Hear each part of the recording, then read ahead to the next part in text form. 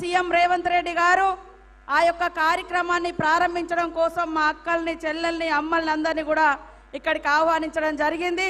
వారితో పాటు ఇక్కడ జిల్లా మంత్రులు బట్టన్న గారు, అదే విధంగా తుమ్మల నాగేశ్వరరావు గారు, మరి అదే విధంగా శ్రీనన్న గారు, పొంగులేటి శ్రీనన్న గారు, కొమరెడ్డి వెంకటరెడ్డి అన్న గారు, సురేఖమ్మ గారు, మరి శ్రీధర్ బాబు గారు, పొన్నం ప్రభాకరన్న గారు, ఉత్తమన్న గారు, మరి వేదిక మీద ఉన్నటువంటి ఎమ్మెల్యేలు, మంత్రులు, మిగతా నాయకులకు అందరికీ, పత్రికా మీడియా సోదరులకు పేరు పేరున హృదయపూర్వక నమస్కారాలు.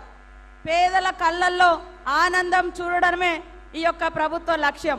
గత ప్రభుత్వం చూస్తే బీఆర్ఎస్ ప్రభుత్వం వాళ్ళు పెద్ద పెద్ద భవంతులు కట్టిరు తప్ప ఏ పేదలకు కూడా ఇండ్లు ఇవ్వలేదు. కాంగ్రెస్ ఇచ్చినటువంటి ప్రతి గ్యారంటీని మరి ఆచరణలో తీసుకురావడం కోసం, ఆ యొక్క అద్భుతమైనటువంటి ఫలాలు పేదలకు అందించడం కోసం ఫస్ట్ తీసుకున్నటువంటి నిర్ణయం ఉచితంగా మహిళలకు అందరికీ బస్సు ప్రయాణం.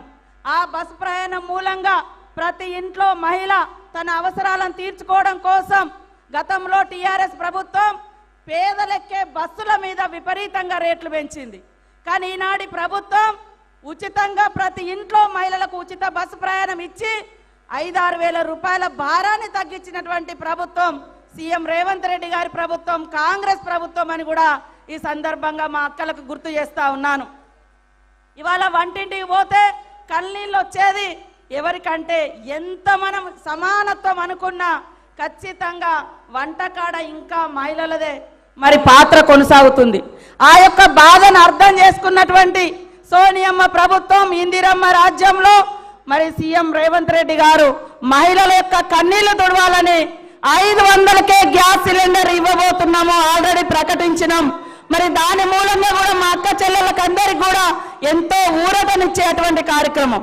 గతంలో బీఆర్ఎస్ ప్రభుత్వం పేదలు 2 బుగ్గలు 1 ఫ్యాన్ ఉంటే 100,000 రూపాయలు కరెంటు బిల్లులు కట్టేది. కానీ ఈరోజు 200 యూనిట్ల కరెంటు తోటి మీకు అందరికీ దాదాపుగా ఉచితంగా కరెంట్ వస్తుందా లేదా, 0 బిల్ వస్తుంది, కరెంటు భారం ఉండదు. అదే విధంగా ప్రతి ఒక్కరికి ఆత్మగౌరవం, ఆశ్రయాన్ని ఇచ్చేది గూడు. ఆ గూడు 5 లక్షలతో ఇస్తామని మాట ఇచ్చినాం.